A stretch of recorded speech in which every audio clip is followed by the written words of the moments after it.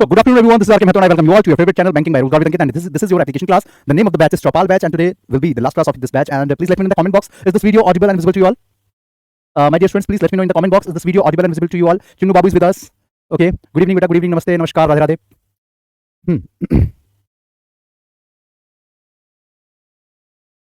Please do comment. Okay, so all okay, right, so let's begin. Okay, so this is the Chopal batch Gramin Bank RRB Bharti. So this will be the miscellaneous class, and today I'll not teach you that much. Today we'll talk about something. We'll talk about how you will do in your examination, how you have to maintain your preparation right after these batches, and what about the upcoming batches like Chopal 2.0 or Chopal PYQ series. So we'll be discussing all about this, right? So Ayush Singh with us and Tinu Babu, Mukesh Pal, and Priyanka Jangir. Okay, thank you very much for this confirmation. So let's begin. So first of all, we'll start some questions here, right? Like match the column questions. So we'll discuss some questions, and then I'll tell you how to prepare for your upcoming examinations and how you will manage your study, right? Apart with your, just a second. I can't see your comments. Exactly now I can see it is visible now. Okay, this is the match the column question, right? So I hope you understand what the question is. Now you have to answer these all the questions I'm giving you. After some question, we'll start talking about discussion.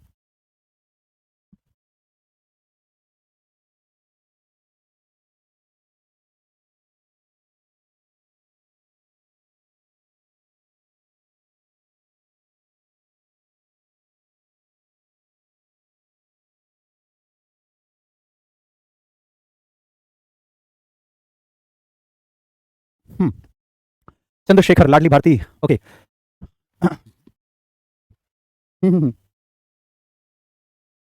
Okay, let's begin. So column number 1, column number 2, this is the match the column question. Match the column. ठीक है, तो ये वाला आपकी question है. अब इसमें आपको करना क्या है बेटा कि इसमें कॉलम आपको देखने हैं. इसमें कॉलम देखना है कि यहाँ ABCDEF लिखा है. अब इसमें कौन कौन सा पेयर बन पा रहा है, राइट? जैसे यहाँ पे आपके पास A और F का लिखा है. पहले हम चेक करते हैं कि A के साथ F का पेयर बन रहा है. Australia's iconic great barrier reef now under the threat from climate change. अब F लगाओ. Climate change 5 million year ago crushing the skeleton. Climate change फिर स्केलेटन, ये तो कोई सेंस नहीं आ रहा इसका. ए के साथ F का पेयर नहीं बन रहा, हटाओ से. अब BD लगा के देखो. Not reach dwelling birds survived the immense asteroid strike that also killed the kill off the dinosaur. No tree dwelling birds survive the immense. देखो ये जो ट्री ड्वेलिंग बर्ड्स होती है, ट्री ड्वेलिंग बर्ड्स का मतलब है जो ऐसी बर्ड्स जो पेड़ों पे रहती है. ड्वेल का मतलब होता है घर, तो ऐसी बर्ड जो पेड़ों पे घर बनाती है, जो पेड़ों पे रहती है, ठीक है. तो ऐसी जो बर्ड्स थी वो भी सर्वाइव नहीं कर पाई in the immense asteroid strike. यानी कि जब एस्ट्रॉइड का स्ट्राइक हुआ था जिसमें कई डायनासोर मर गए, तो उसमें ट्री ड्वेलर बर्ड जो थी वो भी नहीं बच पाई. तो बी के साथ डी बन पा रहा है. यस सर, बी के साथ डी बन रहा है. और चेक करो ए के साथ डी आ रहा है क्या? Australia's iconic great barrier reef now under threat from climate change asteroid strike. नहीं, ए के साथ डी नहीं आ रहा था, बी के साथ डी आपका सही बन रहा है. तो यानी इसका आंसर हो जाएगा बी और डी. क्या हो जाएगा? B and D. चलिए. प्रिंस राजभर सर, मैं काफी पीछे हो गया हूँ क्योंकि घर में शादी थी. अब समझ नहीं आ रहा कि कैसे लाइव क्लास पर करूं. अच्छा बेटा देखो, अगर आपकी चीजें छूट गई है, पहली चीज तो बेटा शादी भले आप अटेंड कर रहे हैं, लेकिन कम से कम मतलब कुछ तो क्लासेस कर ही लेनी चाहिए थी. बट चलो कोई बात नहीं. अब क्या करना है आपको, तो अब आप लोग जो है मतलब जो भी बच्चे आप जैसे जिनकी क्लास छूट गई है, तो नाइट में थोड़ा आपको ज्यादा जागना पड़ेगा और पीछे की चीजें कवर कर लो. ठीक है, पीछे की चीजें कुछ कवर कर सकते हैं आप, राइट? Snow white. ओके, तो समझ में आया बेटा क्या करना था इसमें आपको. तो आपका बी के साथ आपका डी का पेयर बन रहा है, तो आपको ये बी और डी लगाना है. आगे चलते हैं. नेक्स्ट क्वेश्चन ये रहा, जल्दी से बताइए इसका आंसर क्या है.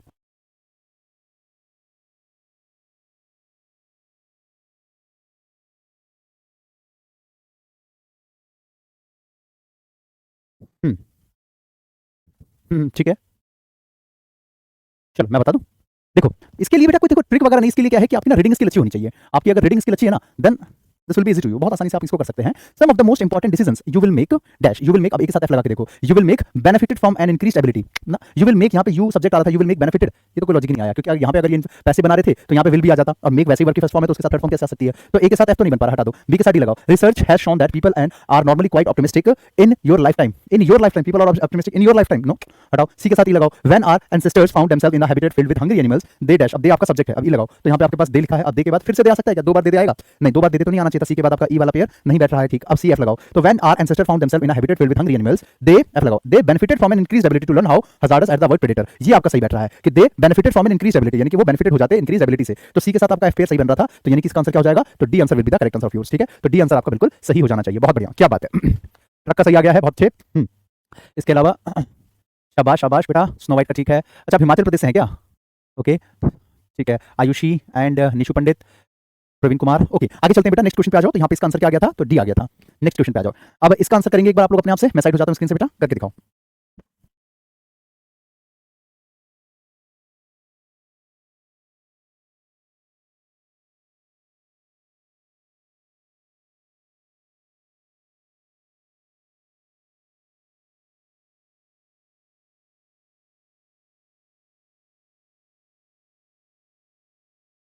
बिल्कुल बिल्कुल.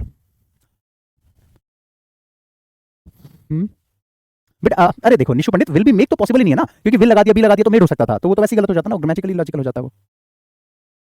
चलो अब इसकी बात कर लेते हैं एक बार। तो यहाँ पे आपके पास है साइंटिस्ट हु, अब यहाँ पे एक के साथ एफ लगाओ, scientist who ever drop it on nearly 1000 conversation around the world, ठीक है, अराउंड द वर्ल्ड। अब एफ लगा के देखो, around the world under threat and home to 2.5 million people, and home to 2.5 million people, नहीं इसके साथ कोई सेंस नहीं आ रहा। अच्छा सी के बाद एफ लगा के देखो, our brain are design to transmit, हमारा ब्रेन जो है वो डिजाइन किया गया है कैसे, तो to transmit emotion quickly to one another, यानी कि वो एक दूसरे को क्या करेगा, ट्रांसफर करेगा, हमारे इमोशन को बहुत तेजी के साथ ट्रांसफर करेगा to one another, because they often convey important information. नहीं under threat and home to 2.5 million people, एक सेकंड, यहाँ पे बी के साथ आपका ई बन रहा है क्या, नहीं बी के साथ आपका एफ तो ऑप्शन ही नहीं था यहाँ पे। The islands of the Brahmaputra are remote unmapped under threat and homes. अच्छा सी के साथ आपका एफ लगा के देखो एक बार, the islands of Brahmaputra are remote, यानी कि ब्रह्मपुत्र के जो आइलैंड्स हैं काफी रिमोट है, दूर दराज में है, अनमैप्ड है यानी कि मैप में भी वो नहीं है। उसके बाद under threat and home to 2.5 million people, और साथ ही साथ में 2.5 मिलियन लोगों के लिए वो घर भी है। सही बात है, ब्रह्मपुत्र का जो आइलैंड है वो कई लोगों का घर भी है, तो सी के साथ आपका एफ बिल्कुल सही बैठ रहा है। सी के साथ आपका एफ यहाँ लिखा हुआ है, तो आपका सही आंसर क्या हो जाएगा बाबू, तो सही आंसर आपका हो जाएगा बी ऑप्शन, ठीक है, तो B option will be the correct answer of yours, ठीक है, बी है ना, हाँ बी है। तो इसका क्योंकि पेयर बन रहा था किसका, तो पेयर बन रहा था आपका सी का और साथ में किसका बेटा, तो ये बन रहा था सी का और एफ का, ठीक है, ये दो पेयर आपके सही आ गए। अगले क्वेश्चन पे आते हैं। इसका जो the old woman has had this the best medicine facility available but she will not be cured unless she does not have a strong desire to live, बताइए इसका आंसर। ठीक है, करो ट्राई करो।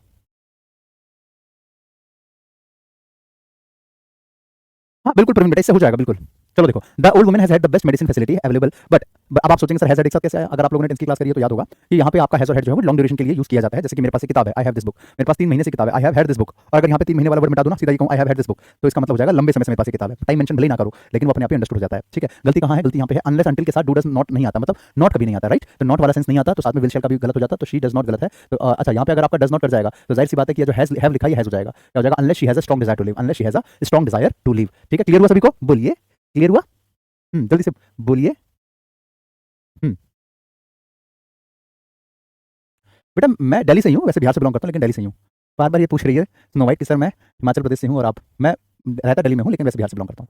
चलो क्लियर हुआ, तो यहाँ पे आपका बेटा क्या आ जाएगा, तो अनलेस शी हैज हो जाएगा, क्योंकि नॉट हटेगा तो डज अपने आप कर गया, और अगर डज और नॉट दोनों हट जाएगा तो शी के साथ है थोड़ी आता है, शी के साथ तो हैज आता है। आगे चलो नेक्स्ट क्वेश्चन पे आ जाओ। अगला है the reason for his failure is because he did not work hard, यानी कि उसके फेल होने का रीजन ये था कि वो हार्ड वर्क नहीं कर रहा था, ठीक है। तो बेटा जब भी आपके पास सेंटेंस में द रीजन लिखा आ जाता है सेंटेंस के अंदर, तो रीजन का मतलब ये है कि वो अपने आप में बिकॉज की बात को बता रहा है, कारण बता रहा होता है, तो उसमें बिकॉज का यूज नहीं किया जाता, इसमें बिकॉज का यूज नहीं होता, इसकी जगह पे आता है दैट, बिकॉज नहीं आता, क्या आता है that.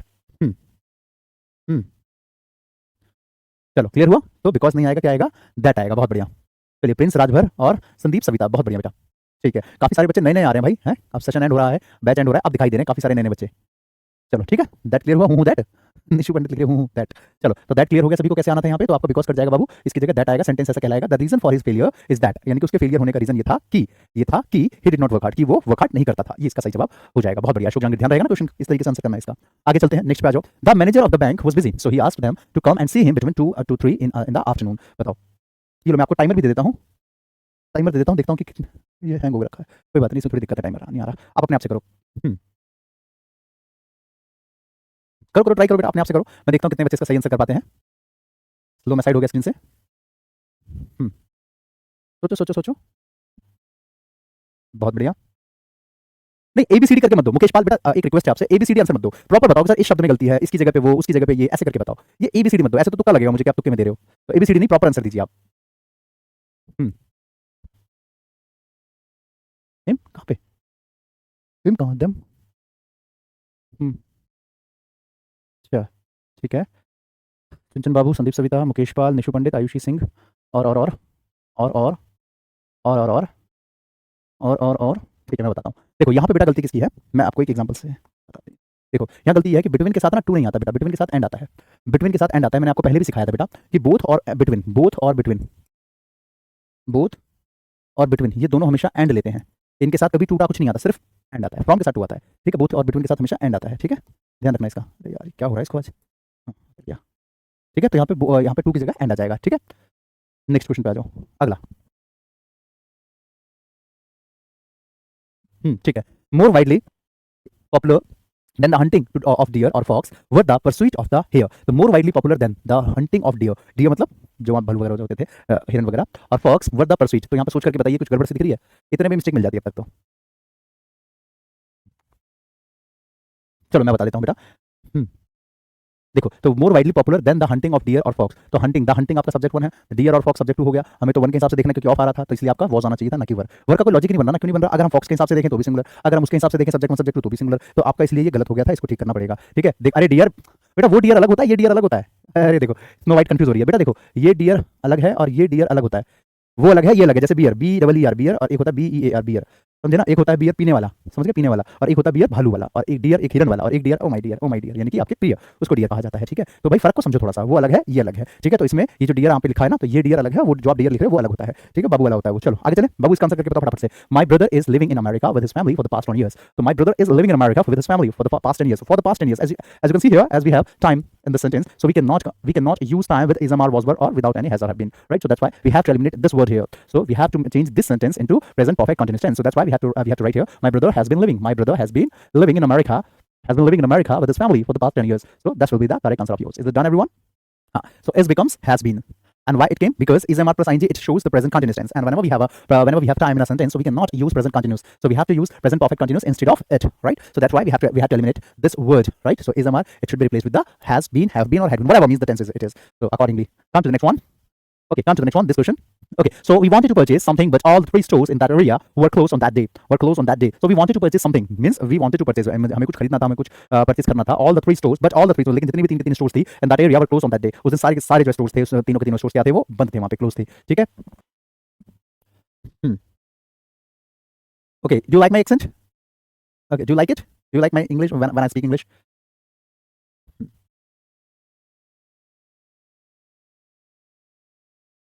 Sir you speak like Shashi Tharoor. अरे नहीं नहीं नहीं, शशि थरूर तो कहाँ, हम तो उनके पैर के धूल के बराबर भी नहीं है।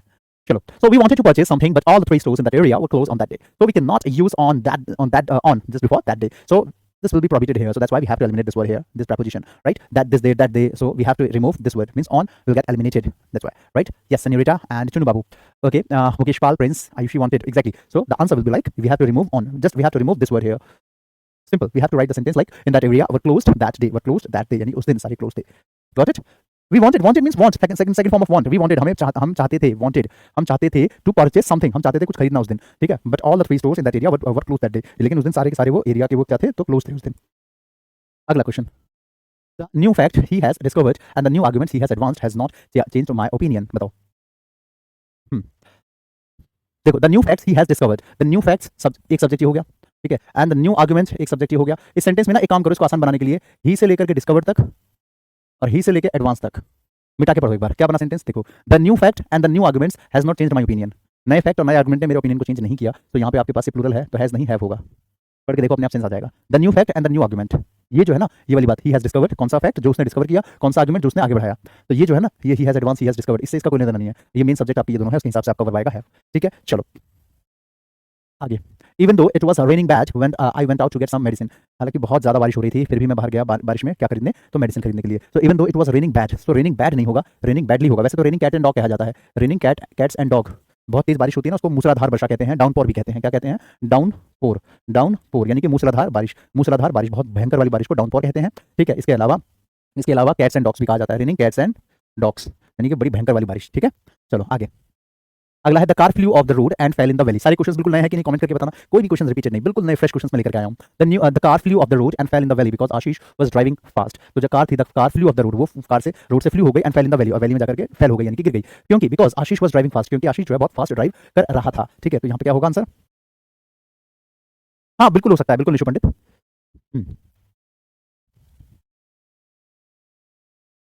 ये लो मैं साइड हो जाता हूँ.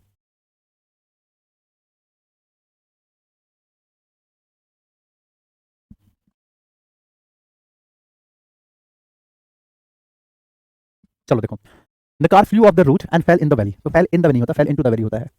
फेल इनटू किसी में चले जाना, गिर जाना. जैसे एक एग्जांपल से समझाता हूँ. जैसे मैंने कहा जानकी का एग्जांपल, जानवी बड़े बड़ा प्यारा नाम है बेटा, जानवी ठाकुर.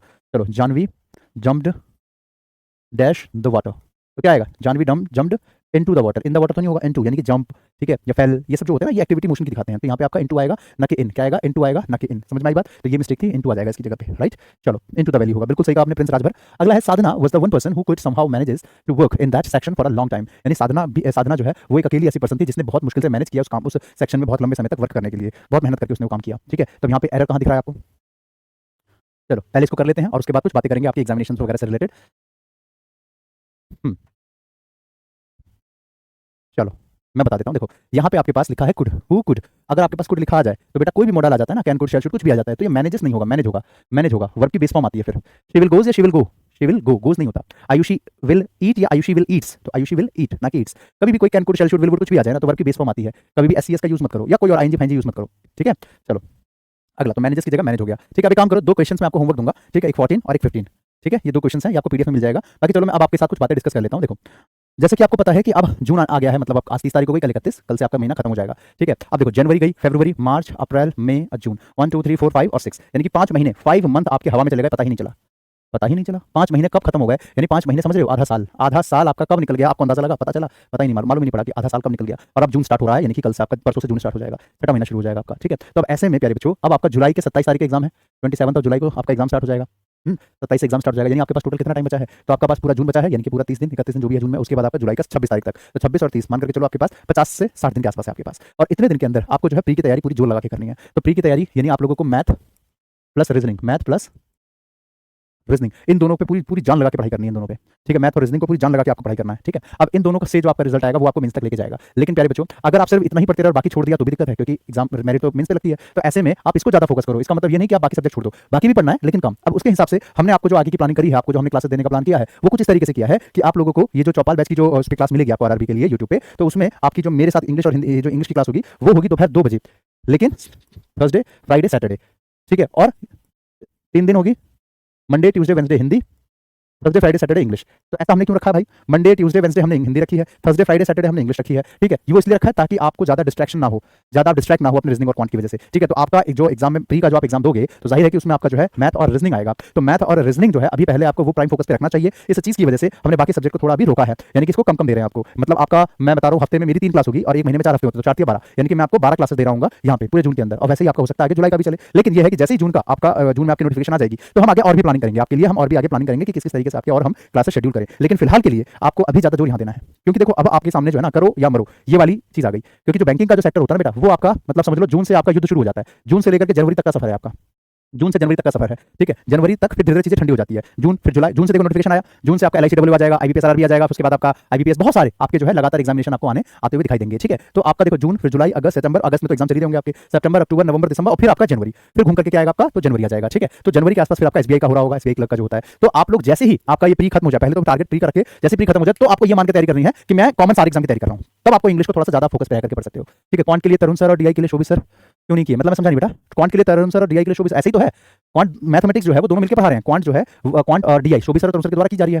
अच्छा, आप ये कहना चाह रहे हैं कि DI शोभित सर कराते और क्वांट तरुण सर कराते, आप ये कहना चाह रहे हैं? हाँ नहीं नहीं बेटा, वो देखो मैनेजमेंट ने जो प्लान किया है ना, उसी चीज को ध्यान में रखते हुए क्या है कि किसकी कैसी अवेलेबिलिटी है और कौन किसमें ज्यादा एक्सपर्ट है, तो उसके हिसाब से आपको दिया गया। परेशान मत होइए, आप क्लास करिए ना एक बार, आपको वाकई में बहुत मजा आएगा, आप बहुत अच्छे तरीके से जो है एग्जाम क्रैक करेंगे, ये तय है, ठीक है। लेकिन आपको क्या करना है बेटा, कंसिस्टेंसी ब्रेक नहीं करनी है, कंसिस्टेंसी तोड़नी नहीं है आपको, चाहे कुछ भी हो जाए। सुबह की ना ये 3 क्लासेस, सुबह की ये 3 क्लासेस, सुबह 6 बजे एक तो कैलकुलेशन की पाठशाला, CKP कैलकुलेशन की पाठशाला, ये किसके साथ होती है, तो तरुण सर के साथ होती है। उसके बाद 6:30 बजे की क्लास होती है किसकी, तो GA की क्लास होती है, जनरल अवेयरनेस की। और उसके बाद मैं लेकर के आता हूं डेली 8 बजे द हिंदू एडिटोरियल। ये 3 क्लासेस अगर आप रेगुलर देख रहे हो ना बेटा, अब तो ज्यादा जरूरी है देखना, अब तो ज्यादा जरूरी है आपको देखना इन तीनों क्लासेस को। आपसे बिल्कुल लग जाइए, आपसे बिल्कुल जान लगा के झोंक के लग जाइए कि ये 3 क्लासेस सुबह सुबह अर्ली मॉर्निंग देखनी है। और उसके बाद बाकी के जो सेशंस हैं, अगर आपने ये वाली क्लासेस पूरी देखी है तो बाकी के जो सेशंस हैं, तो उन क्लासेस को आप अगर रिकॉर्डेड देख रहे हो तो थोड़ा फास्ट फॉरवर्ड करके देख सकते हो, लाइव देख रहे हो तो वहां पे आप अपने आंसर्स भी साथ साथ में कमेंट करके अपना भी लेवल चेक कर सकते हो कि सर मेरा लेवल क्या चल रहा है, कितने हम कमजोर हैं या कितने बेहतर हुए हैं, ठीक है।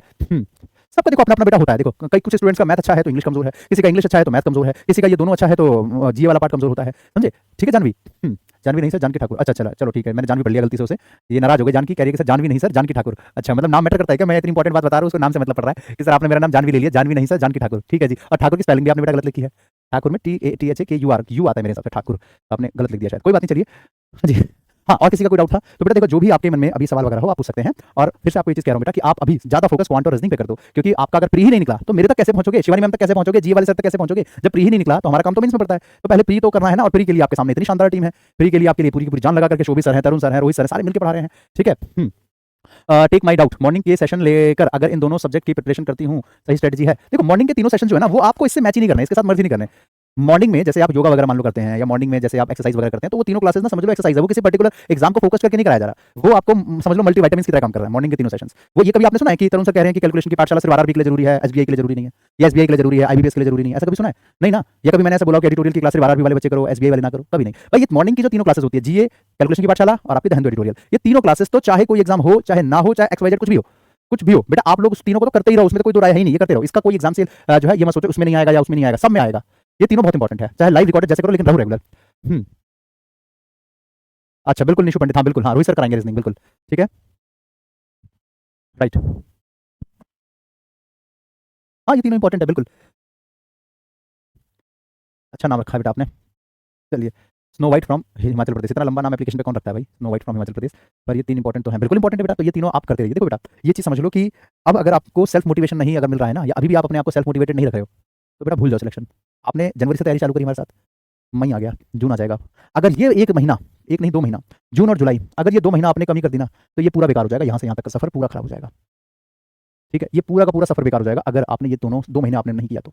ठीक है, तो इसलिए मैं आपको कह रहा हूँ कि भाई इस पे ज्यादा फोकस करना है। अब आपको ये सोच लेना है कि चाहे बीच में किसी की शादी पड़े, या चाहे किसी की बर्बादी पड़े, या चाहे आपको फैमिली के साथ कहीं घूमने जाना हो, या what ever you have in your life, कोई भी आपका अगर इंपॉर्टेंट काम है, तो ये 2 महीने के लिए परिवार से छुट्टी मांग लो, अपनी फैमिली को बोल दो कि मम्मी पापा ये 2 महीना बस मेरे को डिस्टर्बेंस नहीं चाहिए, किसी भी तरीके का कोई भी डिस्टर्बेंस नहीं चाहिए। अगर आप कहीं स्कूल वगैरह पढ़ा रहे हो, देखो मैं अपना एक पर्सनल सलाह दे रहा हूँ आपको, आपकी मर्जी लेना ना लेना, सबके सर्कमस्टांसेस अलग अलग हो सकते हैं। तो अगर आप कहीं स्कूल वगैरह पढ़ाते हो, छोटी मोटी जॉब करते हो, तो अगर आपके घर की सिचुएशन ऐसी है कि भाई आप अगर जॉब छोड़ दोगे तो घर नहीं चलेगा, अगर ऐसी सिचुएशन है कि आपका कमाना बहुत जरूरी है, तब तो आपका मजबूरी है कि आप पढ़ाई और जॉब साथ में करो। लेकिन अगर ऐसा है कि भाई आप अगर 2 महीने के लिए क्विट कर सकते हो जॉब वगैरह को, 2 महीने के लिए स्कूल पढ़ाना छोड़ सकते हो, मतलब घर में असर नहीं पड़ेगा, कोई दिक्कत नहीं आएगी, अगर ऐसा है तो मैं आपको पर्सनली मतलब मेरी ये सलाह है आपको कि आप 2 महीने के लिए ब्रेक ले लो, सिर्फ 2 महीने के लिए आप छोड़ दो स्कूल ट्यूशन सारी चीज पढ़ाना छोड़ दो, सब कुछ छोड़ दो, और सिर्फ फोकस करो अपने एग्जामिनेशन पे, प्री के एग्जामिनेशन को टारगेट करना शुरू कर दो, सिर्फ 2 महीने के लिए, सिर्फ 2 महीना।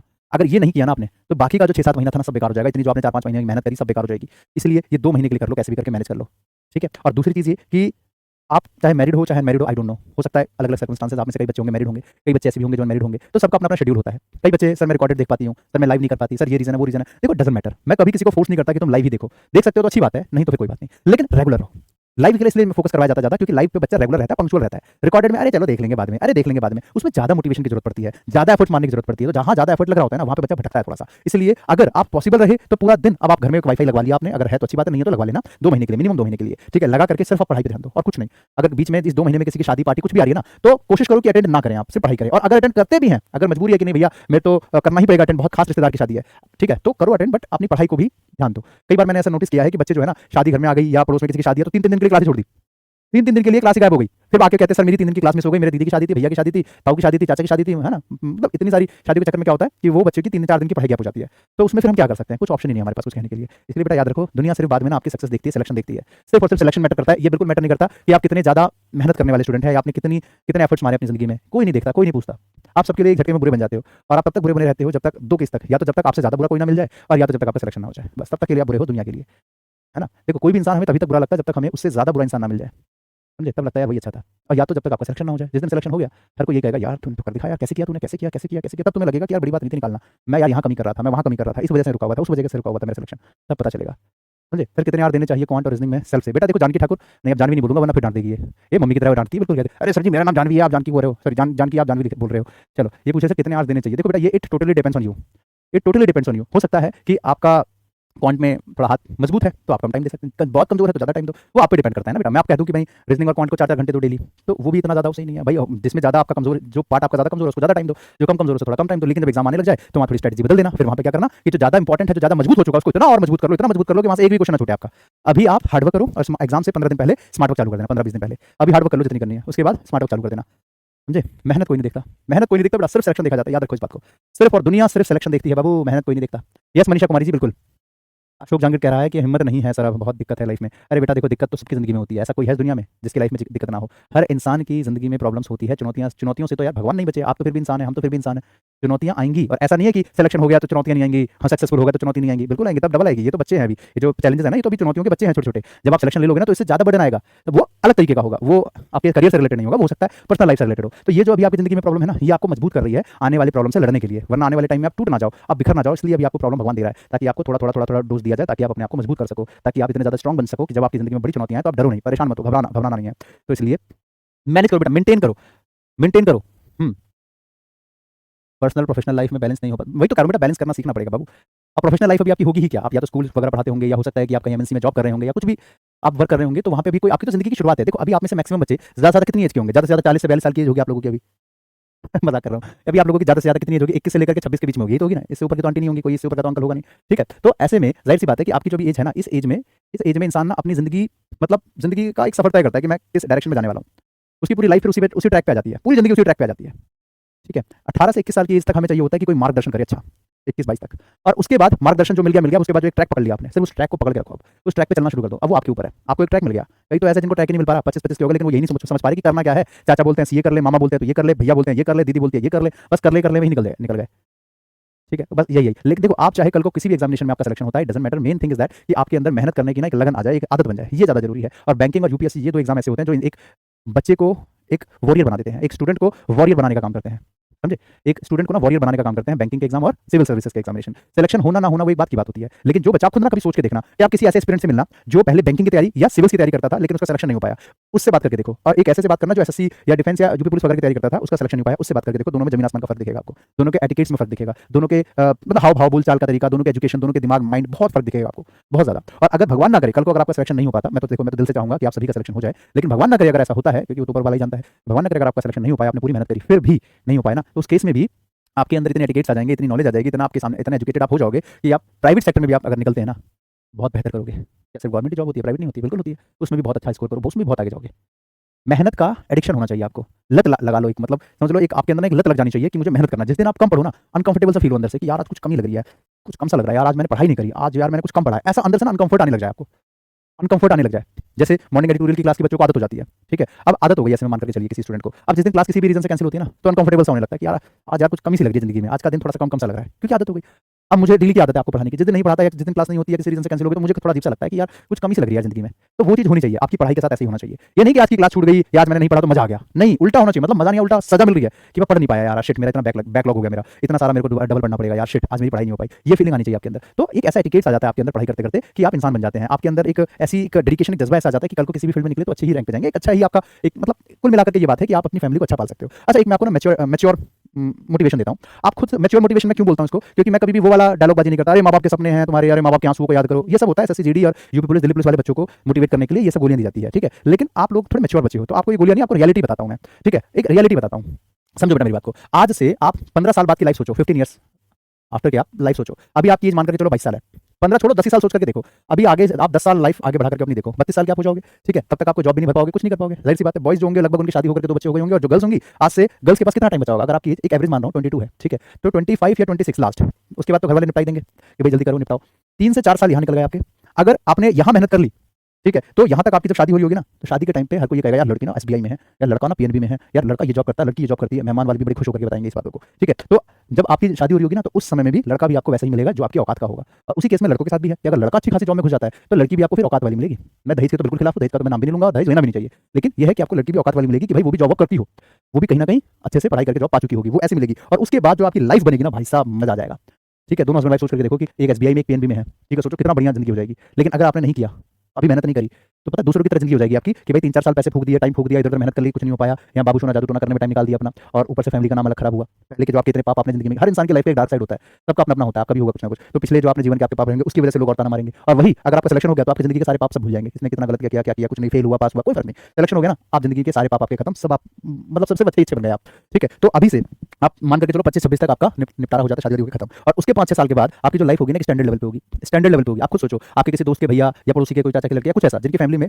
1 या 2 पर्सन गवर्नमेंट जॉब में है, हस्बैंड वाइफ मान लो दोनों है, या दोनों में से कोई एक भी है, उनकी लिविंग स्टैंडर्ड देखो और अपना देखो, फर्क दिखेगा अपने आपको, दोनों में फर्क दिखेगा। और जिनकी हो चुकी है मैरिड मान लो, ठीक है? तो उनमें अब वो तो कहेंगे सर हमारे तो हो चुके हैं, हम अपने वाले को थोड़ी चेंज कर सकते हैं। बिल्कुल नहीं करना, अपने आप तो कर सकते हो ना, खुद को तो चेंज कर सकते हो ना, कि चलो वो लिविंग स्टैंडर्ड उनका अच्छा नहीं है, मैं तो इतना करूँ कि मैं अच्छी खासी जॉब ले लूंगी तो उनका भी तो फायदा होगा। तुम्हारी अच्छी जॉब मिल जाएगी, तुम्हें तुम्हारे ससुराल में इज्जत बढ़ जाएगी, तुम्हारे ससुराल में तुम्हें डबल इज्जत मिलनी शुरू हो जाएगी। अभी तो शायद नहीं मिल रही होगी, तब दुगनी तिगनी इज्जत मिलेगी, तुम्हारे जितने भी रिश्तेदार होंगे जो तुम्हें ताना मारते होंगे ना, तो वहाँ पे इज्जत तुम्हारी बढ़ जाएगी कितनी ज़्यादा। तुम्हारे भाई बहन कहीं पे पढ़ते होंगे या कहीं तैयारी करते होंगे, तो वो तुम्हारा नाम लेंगे कि यार मेरी दीदी ने मेरे को बताया कि यार ये वाली तैयारी कर लो, मेरे भैया ने बताया ये वाली तैयारी कर लो। क्योंकि अगर आप सेलेक्ट होकर के किसी को तैयारी के लिए बताते हो ना, तो आपकी बात सुनता है। लेकिन अगर आप खुद सेलेक्टेड नहीं हो, फिर आप किसी को कहते हैं यार एसबीआई की तैयारी कर ले, क्यों सुनेगा भाई? ना आप उसके गुरु हो और ना ही तुम सेलेक्टेड हो, तो क्यों सुनेगा? आपकी वैल्यू नहीं देगा कि भैया अगर तुम्हें इतना पता है तो तुम क्यों नहीं कर लेते, ठीक है? तो ये चीज़ होती है। तो इसलिए आज से 10 साल बाद की लाइफ को सोच करके देखो और ये डिसाइड कर लो कि आज आपको उसके हिसाब से मेहनत करनी है, कितनी कर सकते हैं आप, ठीक है? कितनी कर सकते हैं आप, अपने आप को इमेजिन करके देखो। देखो सबके सर्कमस्टांसेस बाबू अलग अलग होते हैं, तो मैं किसी को ये नहीं कह सकता कि सारे इसी रिजिड होकर के यही मैं टाइम टेबल दे रहा हूँ इसी से पढ़ो। मैं आपको यही सिचुएशन दे रहा हूँ, उस हिसाब से पढ़ो, नहीं, सबका अपना अपना कंडीशन होता है, सबके सर्कमस्टांसेस अलग अलग होते हैं। किसी की शादी हो चुकी है तो उसका अलग टाइम टेबल बन सकता है, किसी की नहीं हुई है, कोई लाइब्रेरी में जाके पढ़ रहा है, कोई अपने घर में पढ़ रहा है, कोई ऐसा भी स्टूडेंट होगा जो जॉब कर रहा है फिर भी अपनी पढ़ाई मेंटेन कर रहा है, फिर भी मैनेज कर रहा है। कई ऐसी है जो हाउस वाइफ है ना, बच्चों को भी पालना है, फिर अपनी पढ़ाई भी देखनी है। कई ऐसी है जिनकी सास उनको इतनी चार बातें सुनाती है, पढ़ाई करने से रोक रही होगी, फिर भी पढ़ रही है। मतलब सबका अपना अपना हो सकता है। आप स्कूल के बच्चे नहीं हो ना कि सबको एक ही घड़े में रख के तोल सकते हैं, ऐसा तो है नहीं ना। सब अलग अलग कंडीशन को झेल रहे हैं, आप सभी स्ट्रगल कर ही रहे होंगे अपने अपने लेवल पे, सभी करते हैं, किसी का छोटा तो किसी का बड़ा होता है ना, किसी का छोटा स्ट्रगल होता है, किसी का बड़ा होता है, सबको अपना अपना बड़ा लगता है स्ट्रगल। तो ऐसे में जो है बच्चे, आपको सिर्फ ये चीज ध्यान में रखनी है कि ये कुल मिलाकर के मोटा मोटा कि ये जून और जुलाई, ये 2 दिन बस आपको, पूरे 2 महीने सिर्फ आपको पूरी मेहनत करनी है, चाहे आपके सर्कमस्टांसेस कुछ भी हो, XYZ। अपना बस फिजिकली थोड़ा ध्यान रखना कि बीमारी मार ना पड़ो ये 2 महीने, और पूरी, क्योंकि बीमार पड़ने से दिक्कत क्या होती है ना कि आपकी पढ़ाई पे बहुत असर पड़ता है। तो ये 2 महीने के लिए मैं आप सभी से रिक्वेस्ट करूंगा कि 2 महीने अच्छा खाओ, अच्छे से रहो, नींद अच्छे से लो, और थोड़ा सा हो सके तो एक्सरसाइज वगैरह भी कर लेना, ताकि आपका शरीर फिट रहे। और खाने पीने में कोई कंजूसी नहीं, बढ़िया से खाओ और पढ़ाई पे लगाओ, पूरा पूरा दिन पढ़ाई करो, एकदम खाना मेंटेन करके चलो। इससे क्या होगा कि आपकी तबीयत सही रहेगी, और जब आपकी बॉडी सही रहेगी तो पढ़ाई ज्यादा कर पाओगे। वरना क्या होता है ना कि अगर आपकी शरीर ठीक नहीं है तो ये पढ़ाई का आपका पूरा वेस्ट हो जाता है। सही है, इसलिए मैं आपको ये कह रहा हूँ कि बेटा अपना जो है ये 2 महीना पूरी जान लगा के पढ़ो। कहीं कोई दिक्कत है मुझसे पूछ लेना, टेलीग्राम पे तो मैं एक्टिव रहता ही हूँ, टेलीग्राम के ग्रुप में भी आप लोग मेरे साथ जुड़े हुए हैं, ठीक है। तो ऐसे में आप लोग मेरे साथ जरूर, जो भी आपके डाउट हो, एज अ बड़े भाई की तरह मान लो मुझे, या चाहे एज अ दोस्त की तरह मान लो, जैसे भी आपको मानना है मानो, और आपको जो भी गाइडेंस चाहिए हो आप मेरे से ले सकते हैं। भले ये बैच हमारा खत्म हो जाएगा, लेकिन मैं आपके साथ पहले भी सपोर्ट में खड़ा था, अभी भी हूँ और जीवन भर रहूंगा। ऐसा मत सोचना कि सिर्फ ये बैच तक मैं आपके साथ हूँ, ऐसा नहीं है। ये बैच खत्म होने के बाद आगे के भी कई सारे बैचेस आएंगे, हो सकता है आप उसमें एडमिशन ना लो, ग्रुप तो लेकिन एक्टिव रहेगा ना आपका टेलीग्राम का, मैं तो रहूंगा ही ना वहाँ पे, ठीक है। तो वहाँ पे जो है मैं आपकी पूरी प्रॉब्लम जितनी भी होगी मैं आपसे सॉल्व करूंगा, मैं सारी की सारी प्रॉब्लम आपकी सॉल्व करूंगा, वहाँ पे किसी को तरीके की कोई दिक्कत आएगी हमेशा करूंगा। बस आपसे मुझे एक प्रॉमिस और चाहिए, प्रॉमिस ये चाहिए कि बेटा जिस दिन जब आपका सिलेक्शन हो जाएगा, अरे पार्टी वार्टी की बात नहीं करूंगा, सुन लो, जब आपका सिलेक्शन हो जाएगा ना तो आपकी जो पहली सैलरी आएगी उससे कोशिश ये करना कि कोई भी ऐसे 5 बच्चे, कोई भी ऐसे 5 बच्चे जो आपके आसपास में आपको दिखाई दें, जो पढ़ना चाहते हैं, जो कोई बैच खरीदना चाहते हैं लेकिन उनके पास पैसे नहीं है, आप किसी भी 5 बच्चे को बैच दिला देना। सिर्फ RW की बात नहीं कर रहा मैं, सिर्फ मैं आपको RW की बात नहीं कर रहा, चाहे वो किसी भी प्लेटफॉर्म का कोई बैच लेना चाहता हो, किसी भी 5 बच्चे को आप अपने पैसों से, सैलरी के पैसों से बैच दिला देना। देखो आपको सुकून मिलेगा, क्योंकि आपने मेहनत करके आपने जॉब ली है, ठीक है। आपने मेहनत करके जॉब ली है ना, तो आप उन बच्चों का दर्द समझोगे, आप उन बच्चों की तकलीफें समझ पाओगे कि कैसे जॉब ली जाती है। तो आप उनकी हेल्प जरूर करना, बस यही मेरे लिए पार्टी हो जाएगी। आप चाहे, मैं तो मजाक में बोल देता हूँ कि बेटा सिलेक्शन ले लो तो पार्टी देना, सिलेक्शन ले लो तो लड्डू खिलाने आ जाना, वो आपकी मर्जी है, वो मैं मजाक में कहता हूँ, पहले भी कहता था, अभी भी मजाक में कहता हूँ, लेकिन मेरा एक्चुअल में मेरा दिल से इंटेंशन ये है कि जब आपका सिलेक्शन हो जाए तो आपकी पहली सैलरी से आप उन गरीब बच्चों की मदद कर देना बैच दिलाने में, जो बच्चे अफोर्ड नहीं कर पाते, ठीक है। तो आपके पास चलो पैसा था, आपने कर लिया, लेकिन नहीं जो कर पाते उनको कर लो। कई बच्चों को चलो मैं करवा देता हूँ अपनी साइड से, खुद से अपने उससे, या चाहे अपनी सैलरी से, जो भी XYZ है, तो वो चीजें मैं अपनी तरफ से करवा देता हूँ। आप भी वो चीज जरूर करना, मजा आएगा, अच्छा लगेगा, देखना आपको दिल से सुकून मिलेगा कि यस मैंने गुरु दक्षिणा दे दी सर को, ये फील आएगी आपको, ठीक है। तो चलिए फिर मुलाकात करेंगे आपसे फिर यूट्यूब पे जो चौपाल की जो सीरीज आने वाली है ना, PYQ सीरीज, तो उसमें मैं आपसे मिलूंगा। और सफर बहुत अच्छा लगा आपको पढ़ाने का, पता ही नहीं चला कि इस बैच में कितने जल्दी बैच स्टार्ट हुआ, कब खत्म हुआ, मालूम नहीं पड़ा 3-4 महीने कब बीत गए, है कि नहीं है। 3-4 महीने कब बीत गए लिटरली मालूम ही नहीं पड़ा मुझे भी, और उम्मीद आपको भी नहीं पता चला होगा। और आपको मेरा जो है डेली का एक आदत था कि 3 बजे मेरी क्लास है, 3 बजे मेरी क्लास है, बच्चे वेट कर रहे होंगे, तो मैं डेली दौड़ के आता था, लेकिन अब वो नहीं होगा। तो बस ये थोड़ा सा इमोशनल वाला हो जाता है मामला। और चलिए कोई नहीं, मिलते रहेंगे, और कभी कोई दिक्कत आए तो मैं हूँ ही आपके लिए हमेशा तैयार, ठीक है। चलिए अभी एंड करते हैं सेशन को, अभी अगले टीचर की क्लास का टाइम हो गया है, कल सुबह मिलेंगे फिर 8 बजे द हिंदू एडिटोरियल में, ठीक है। चलिए, आपके साथ सफर बहुत अच्छा लगा, यहाँ तक आपके साथ सफर था। बाकी जो बच्चे टेलीग्राम पे जुड़ना चाहते हैं वो कैसे जुड़ेंगे वो मैं एक बार आपको बता देता हूँ। देखिए ये जुड़ने का तरीका, पहले फ्री कोर्स पे क्लिक करना, उसके बाद ये रहा बैंक फाउंडेशन, यहाँ पे आके टेलीग्राम, इस पे आप जुड़ के हमसे, मेरे से जुड़ के जो भी डाउट आपके पूछना है आप मुझसे पूछ सकते हो, ठीक है। और आपका आज ही बैच खत्म हो रहा है, तो कैसा लगा ये बैच में मेरे साथ, आपका सफर कैसा था, टेलीग्राम के ग्रुप में जरूर बताइएगा कि क्या क्या चीज़ें आपने इस पूरी जर्नी में मेरे से सीखी, और कैसा लगा मेरे साथ जुड़ करके। और जर्नी यहाँ खत्म नहीं हुई है, सिर्फ एप्लीकेशन पे खत्म हुई है, लेकिन यूट्यूब पे तो रहेगा साथ हमारा। मेरी जो क्लास होगी वो होगी थर्सडे फ्राइडे सैटरडे, यानी कि जो मेरी पहली क्लास होगी आपके साथ इस बैच में वो होगी 5 तारीख को, 5 को पड़ रहा है थर्सडे, तो 5 तारीख को यानी कि 5 जून को मेरी क्लास होगी यूट्यूब पे 2 बजे, ठीक है। मतलब चौपाल का जो PYQ सीरीज है उसमें, ठीक है। मिस तो मैं भी बहुत करूँगा बेटा, मिस तो मैं भी बहुत करूँगा आपको। अब मैं ये चाहता हूँ कि अब आप आएँ तो सिलेक्शन लेकर के यहाँ पे आएंगे, ठीक है। जब आप आएँ, अरे बेटा आपका नाम कैसे बोल सकता हूँ, यूनिक नाम है आपका, चुन्नू बाबू। आप अगर कहीं रास्ते में भी दिख जाओ ना और कह दो कि सर मैं हूँ चुन्नू बाबू, तो मैं झट से पहचान लूंगा। दूसरे बच्चे को शायद हो सकता ना पहचानूं, मोहित, सोहित, नेहा, ये सब तो कॉमन नाम है, चुन्नू बाबू तो यूनिक नाम है ना, ये यूनिक नाम है, जैसे स्नो वाइट यूनिक नाम है, तो इनको तो झट से पहचान लूंगा, ठीक है। चलिए, तो आप एक रिक्वेस्ट है छोटी सी कि आप टेलीग्राम के ग्रुप में ना आप ये चीज़ जरूर लिखिएगा कि आज जैसे बैच खत्म हो गया है तो कैसा लगा यहाँ तक का सफर मेरे साथ, क्या क्या चीज़ें जो है वो आपने आज तक मेरे से सीखी है। कुछ अगर गलती हुई हो तो उसके लिए माफी मांगता हूँ आपसे, क्योंकि इतने दिनों में हो सकता है कि मैंने मजाक भी कई किए होंगे आपसे, आपको बुरा भी लगा होगा, कुछ भी ऐसा रहा हो तो उस चीज़ के लिए तहे दिल से माफी। बाकी मेरी तरफ से मैंने हमेशा आपके लिए भला सोचा है, आगे भी हमेशा सोचूंगा, एज छोटे भाई बहन की तरह ही मैं आप लोगों को ट्रीट करता हूँ हमेशा। और आपका फीडबैक मैं जरूर देखूंगा आज शाम को, जब जैसे टेलीग्राम का ग्रुप खुलेगा मैं जरूर आप लोगों का फीडबैक देखने के लिए रेडी रहूंगा, देखता हूँ कितने बच्चे उसमें कमेंट करते हैं। और मेरे यूट्यूब पे जो क्लास होती है सुबह 8 बजे की, उसके नीचे भी कमेंट जरूर करना, ठीक है। थैंक यू वेरी मच, जय हिंद।